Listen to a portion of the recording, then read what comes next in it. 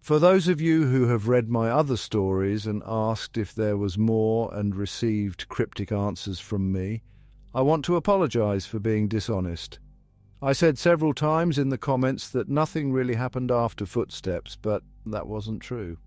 The events of the following story weren't locked away in the recesses of my mind. I've always remembered them. It wasn't until I remembered balloons and spoke with my mother about the following events that I realized how intertwined this story was with everything else, but I originally hadn't really planned on sharing this anyway. My desire to withhold this memory was due mostly to the fact that I don't think I showed good judgment in it. I also wanted consent from another person to tell it, so as to not misrepresent what transpired. I didn't expect there to be a lot of interest in my other stories, so I never thought I'd really get pressed for more details, and I would have been happy to keep this to myself for the rest of my life.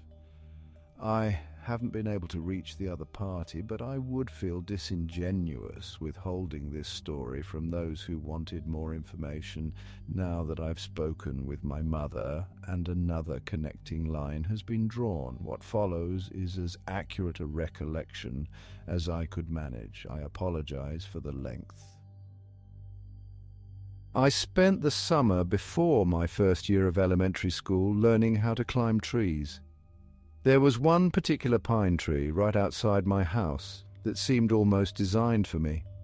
It had branches that were so low I could easily grab them without a boost, and for the first couple days after I first learned how to pull myself up, I would just sit on the lowest branch, dangling my feet. The tree was outside our back fence and was easily visible from the kitchen window, which was just above the sink.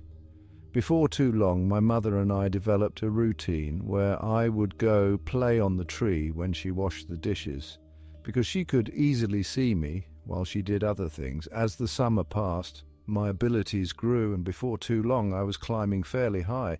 As the tree got taller, its branches not only got thinner, but more widely spaced. I eventually reached a point where I couldn't actually climb any higher, and so the game had to change. I began to concentrate on speed, and in the end I could reach my highest branch in 25 seconds.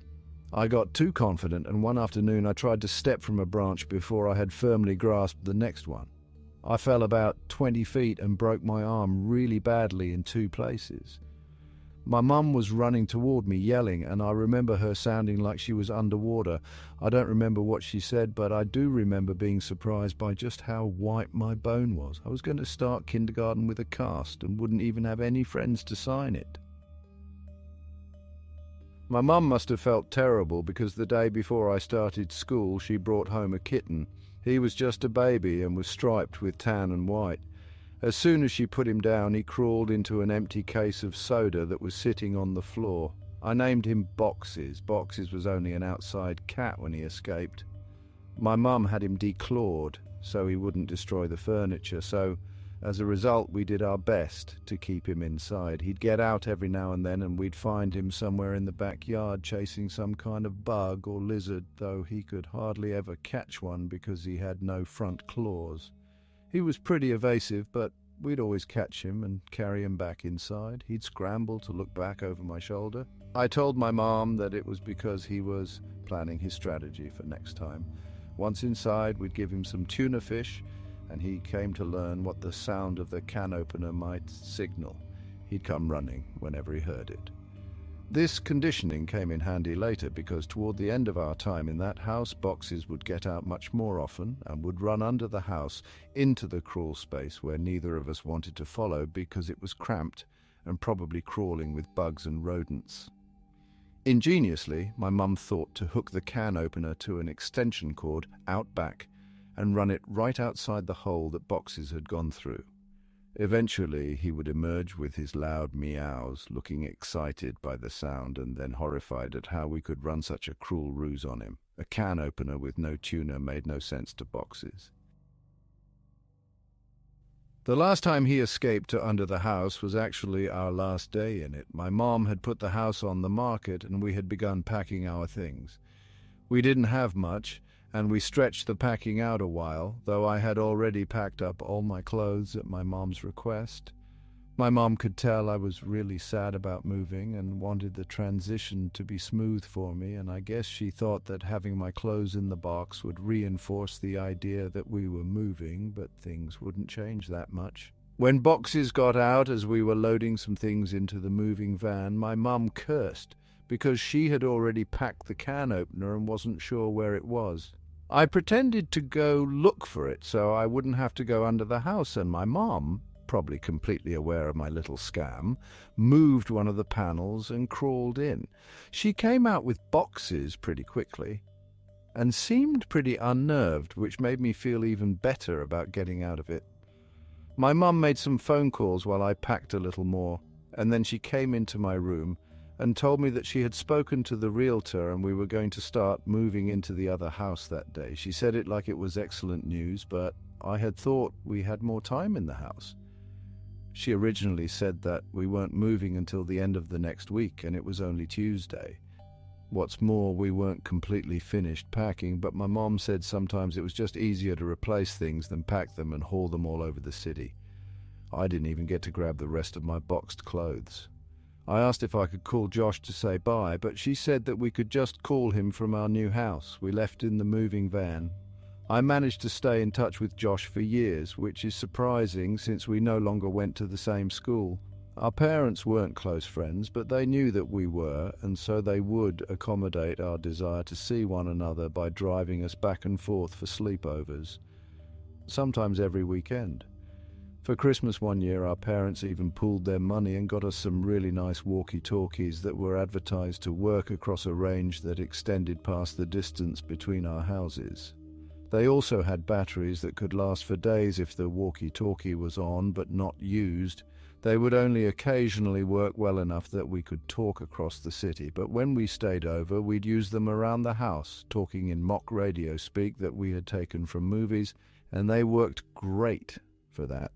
Thanks to our parents, we were still friends when we were 10. One weekend I was staying over at Josh's, and my mom called me to say goodnight. She was still pretty watchful even when she couldn't actually watch me, but I had gotten so used to it that I didn't even notice it, even if Josh did. She sounded upset. Boxes was missing.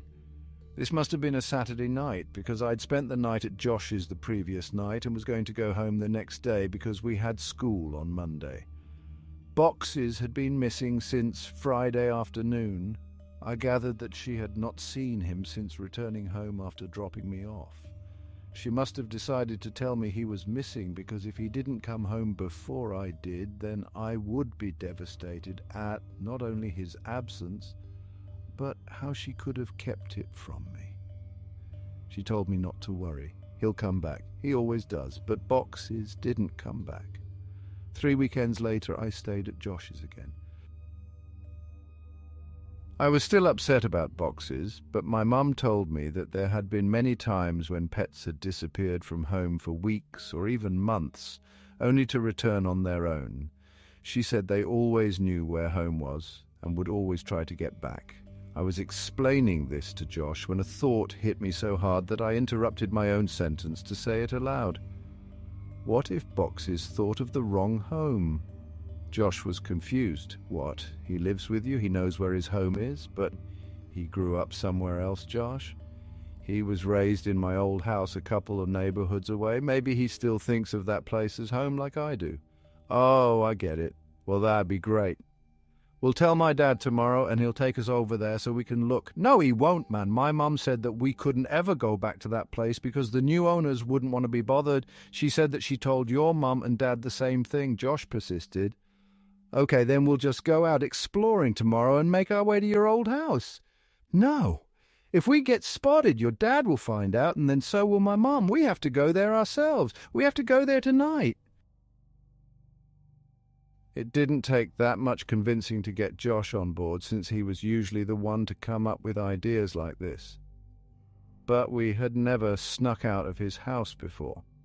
It actually turned out to be incredibly easy. The window in his room opened to the backyard, and he had a latched wooden fence that wasn't locked.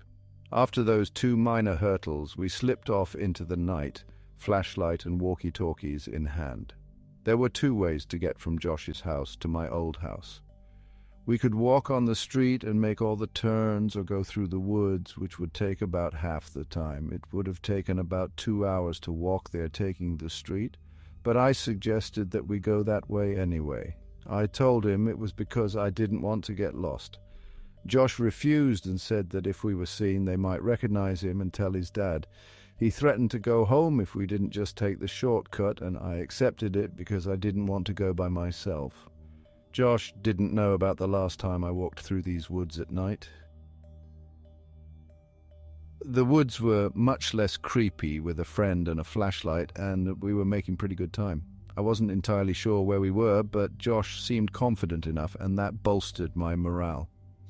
We passed through a particularly thick patch of tangled trees when the strap on my walkie-talkie got caught on a branch. Josh had the flashlight, and so I was struggling to get the walkie free when I heard Josh say, "Hey man, want to go for a swim?" I looked over to where he was shining the flashlight, though I closed my eyes as I did because I now knew where we were. He was pointing at the pool float. This was where I had woken up in these woods all those years ago. I felt a lump in my throat and the sting of fresh tears in my eyes as I continued to struggle with the walkie. Frustrated, I yanked on it hard enough to break it free, and I turned and walked to Josh, who had partially laid down on the pool float in a mock sunbathing pose. As I walked toward him, I stumbled and nearly fell into a fairly large hole that was sitting in the middle of this small clearing, but I regained my balance and stopped right at its edge. It was deep. I was surprised by the size of the hole, but more surprised by the fact that I didn't remember it. I realized it must not have been there that night because it was in the same spot where I had awoken. I put it out of my mind and turned to Josh. "Quit messing around, man. You saw I was stuck over there and you were just laying here joking around on this float." I punctuated the sentence with a kick to an exposed part of the float. A screeching rose from it. Josh's smile inverted. He suddenly looked terrified and was struggling to get off the float, but he couldn't in a quick manner due to the awkward way he had been laying on it. Each time he would fall back on the float, the screeching would intensify. I wanted to help Josh, but I couldn't move myself any closer. My legs wouldn't cooperate. I hated these woods. I picked up the flashlight that he had thrown in his thrashing and shined it on the float, not knowing what to expect. Finally, Josh got off the float and rushed next to me, looking at where I was shining the light. Suddenly, there it was. It was a rat. I started laughing nervously, and we both watched the rat run into the woods, taking the screeches with it. Josh lightly punched me in the arm, the smile slowly returning to his face, and we continued walking. We quickened our pace and made it out of the woods faster than we thought we would, and we found ourselves back in my old neighborhood. The last time I had rounded the bend ahead, I had seen my house fully illuminated, and all the memories of what transpired came flooding back. I felt a skipping in my heart as we were finally turning the corner and about to face the full view of my house, remembering last time how incandescent it was, but this time all the lights were off.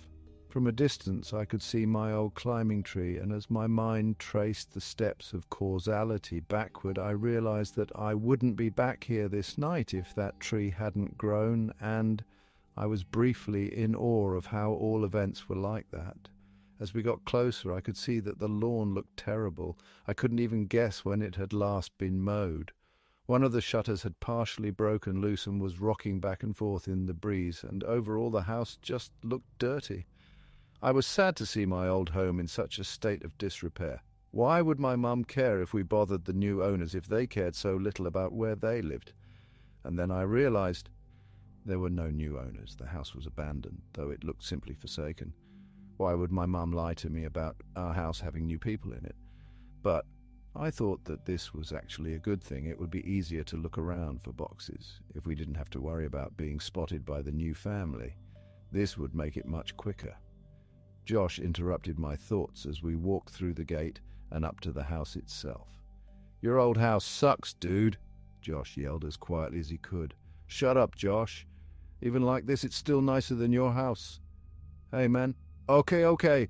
I think Boxes is probably under the house. One of us has to go under and look, but the other should stay next to the opening in case he comes running out. Are you serious? There's no way I'm going under there. It's your cat, man. You do it. Look, I'll game you for it unless you're too scared," I said, holding my fist over my upturned palm. "Fine, but we go on shoot, not on three. It's rock, paper, scissors, shoot, not 1, 2, 3. I know how to play the game, Josh. You're the one who always messes up, and it's 2 out of 3. I lost." I wiggled loose the panel that my mum would always move when she had to crawl under here for boxes. She only had to do it a couple of times since the can opener trick usually worked, but when she had to do it, she hated it, especially that last time, and as I looked into the darkness of the crawl space, I had a greater appreciation for why. Before we moved, she said that it was actually better that Boxes ran under here, despite how hard it could be to get him out. It was less dangerous than him jumping over the fence and running around the neighborhood. All that was true, but I was still dreading doing this. I grabbed the flashlight and the walkie and began to crawl in. A powerful smell overtook me. It smelled like death. I turned on my walkie. "Josh, are you there? This is Macho Man. Come back." "Josh, cut it out. There's something wrong down here." "What do you mean? It stinks. It smells like something died. Is it Boxes? I really hope not." I set down the walkie and moved the flashlight around as I crawled forward. Looking through the hole from the outside, you could see all the way back with the right lighting, but you had to be inside to see around the support blocks that held the house up. I'd say that there was about 40% of the area that you couldn't see unless you were actually in the crawl space, but even inside I discovered that I could only see directly where the flashlight was pointing. I realized that this would make scouting around the place much more difficult. As I moved forward, the smell intensified. The fear was growing in me that Boxes had come here and something had happened to him. I shined the flashlight around but couldn't see much of anything. I wrapped my fingers around a support block to pull myself forward, and as I did that, I felt something that made my hand recoil. Fur.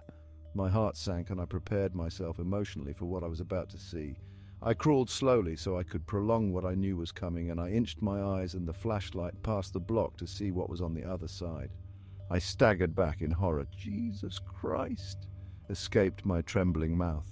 It was a hideous and twisted creature, badly decomposed. Its skin had rotted away on its face, so the teeth appeared to be enormous, and the smell was unbearable. "What is it? Are you okay? Is it Boxes?" I reached for the walkie. No, it's not Boxes." "Well, what the hell is it then?"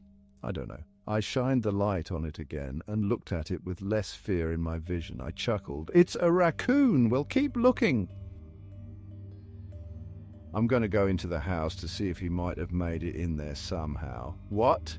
"No, Josh, don't go in there. What if Boxes is down here and runs out?" "He can't." I put the board back. I looked and saw that he was telling the truth. "Why'd you do that?" "Don't worry, man. You can move it easy." "This makes more sense. If Boxes ran out and I missed him, then he'd be gone. If he's down there, then grab him tight and I'll come move the board, and if he's not, then you can move it yourself while I look in the house." Some of his points were good, and I doubted he'd be able to get in anyway. "Okay, but be careful and don't touch anything. There's a bunch of my old clothes still in boxes in my room. You can look in there to see if he crawled in one, and make sure to bring your walkie." "Roger that, good buddy." I realized that it would be pitch black in there. The power would have been turned off since no one was paying the bill. With any luck, he'd be able to see from the street lights that might cast some light inside. Otherwise, I'm not sure what he'd do. Before too long, I heard footsteps right over my head and felt old dirt raining down on me. "Josh, is that you?" "Chekek breaker. This is Macho Man coming back for the big tango foxtrot. The eagle has landed. What's your 20, Princess Jasmine?" "Over, asshole." "Macho Man, my 20 is in your bathroom looking at your stash of magazines. Looks like you've got a thing for dudes' butts. What's the report on that?" "Over." I could hear him laughing without the walkie, and I started laughing too. I heard the footsteps fade away a little. He was on his way to my room. Man, it's dark in here. Hey, are you sure you had boxes of clothes in here? I don't see any. Yeah, there should be a couple boxes in front of the closet. There aren't any boxes in here. Let me check to see if you maybe put the boxes in the closet before you left. I started thinking that maybe my mum had come back and gotten the clothes and just given them away because I had outgrown a lot of them. But I remembered leaving the boxes there. I didn't even have time to close the last one up before we left. While I was waiting for Josh to tell me what he found, I kicked out my leg, which had started falling asleep because of the position I was in, and it hit something. I looked back and saw something really strange. It was a blanket, and all around it there were bowls. I crawled a little closer to it. The blanket smelled moldy, and most of the bowls were empty, but one had something that I recognized still in it: cat food. It was a different kind than we gave to boxes, but I suddenly understood. My mum had set up a little place for boxes to encourage him to come here instead of running around the neighborhood. That made a lot of sense, and it seemed even more likely that boxes would have come back to this place. That's so cool, Mum, I thought. I found your clothes. Oh, cool. Where were the boxes? Like I said, there are no boxes. Your clothes are in your closet. They're hanging up. I felt a chill. This was impossible. I'd packed all my clothes. Even though we weren't supposed to move for another 2 weeks when we left, I remember packing them and thinking that it was stupid for me to have to get clothes out of the box and put them back in. I had packed them, but someone had hung them back up. Why, though? Josh needed to get out of there. That can't be right, Josh. They're supposed to be in boxes. Stop messing around and just come back outside. No joke, man. I'm looking at them. Maybe you just thought that you left them. Ha ha ha! Wow! You sure like to look at yourself, don't you? What? What do you mean? Your walls, man. Ha ha. Your walls are covered in Polaroids of yourself. There are hundreds of them. What did you hire someone to... Silence. I checked my walkie to see if I had switched it off somehow. It was fine. I could hear footsteps, but couldn't tell exactly where Josh was going. I waited for Josh to finish his sentence, thinking that his finger had just slipped off the button, but he didn't continue. He seemed to be stomping around the house now. I was just about to radio him when he came back. There's someone in the house. His voice was hushed and broken. I could hear he was on the verge of tears. I wanted to respond, but how loud was his walkie turned up? What if the other person heard it? I said nothing and just waited and listened. What I heard were footsteps, heavy, dragging footsteps, and then a loud thud. Oh, God! Josh! He had been found, I was sure of it. This person had found him and was hurting him. I broke out in tears. He was my only friend next to boxes. And then I realized, what if Josh told him I was under here? What could I possibly do? As I struggled to compose myself, I thankfully heard Josh's voice through the walkie. He's got something, man. It's a big bag. He just threw it on the floor, and... Oh, God, man. The bag, I think it just moved. I was paralyzed. I wanted to run home. I wanted to save Josh. I wanted to go for help. I wanted so many things, but I just lay there frozen. As I lay unable to move, my eyes focused on the corner of the house that was right under my room. I moved my flashlight. My breath hitched at what I saw. Animals, dozens of them, all of them dead. They lay in piles all around the perimeter of the crawl space. Could boxes be among these corpses? Was this what the cat food was for? Seeing this broke my shock, as I knew I had to get out of there, and I scrambled to the board. I pushed on it, but it wouldn't budge. I couldn't move it because it was wedged in there, and I couldn't get my fingers around it since the edges were outside. I was trapped. God damn you, Josh, I whispered to myself. I could feel thunderous footsteps above me. The house was shaking. I heard Josh scream, and it was matched by another scream that wasn't full of fear. As I continued pushing, I felt the board move, but I knew it wasn't me who was moving it. I could hear footsteps above me and in front of me, and shouting and screaming filling the brief silences between the footsteps. I moved back and held my walkie ready to try to defend myself, and the board was thrown to the side and an arm shot in and grabbed for me. Let's go, man. Now! It was Josh, thank God. I scrambled out of the opening holding the flashlight and the walkie. When we got to the fence, we both jumped it, but Josh's walkie fell. He reached for it, and I told him to forget it. We had to move. Behind us I could hear yelling, though they weren't words, only sounds. And we, perhaps foolishly, ran for the woods to get back to Josh's quicker and be somewhat harder to follow. The whole way through the woods, Josh kept yelling, "My picture! He took my picture!" But I knew the man already had Josh's picture from all those years ago at the ditch. I suppose Josh still thought those mechanical sounds were from a robot. We made it back to Josh's house and back into his room before his parents woke up. I asked him about the big bag and if it really moved, and he said he couldn't be sure. He kept apologizing about dropping the walkie at the house, but obviously that wasn't a big deal. We didn't go to sleep and sat peering out the window waiting for him. I went home later that day, as it was about 3 a.m. already. I told my mum the basics of this story a couple days ago. She broke down and was furious about the danger I put myself in. I asked her why she made all those things up about bothering the new owners to stop me from going. Why did she think the house was so dangerous? She became irate and hysterical, but she answered my question. She grabbed my hand and squeezed it harder than I thought her capable of, and locked her eyes to mine, whispering as if she was afraid of being overheard, because I never put any fucking blankets or bowls under the house for boxes. You weren't the only one to find them. I felt dizzy. I understood so much now. I understood why she had looked so uneasy after she brought boxes out from under the house on our last day there. She found more than spiders or a rat's nest that day.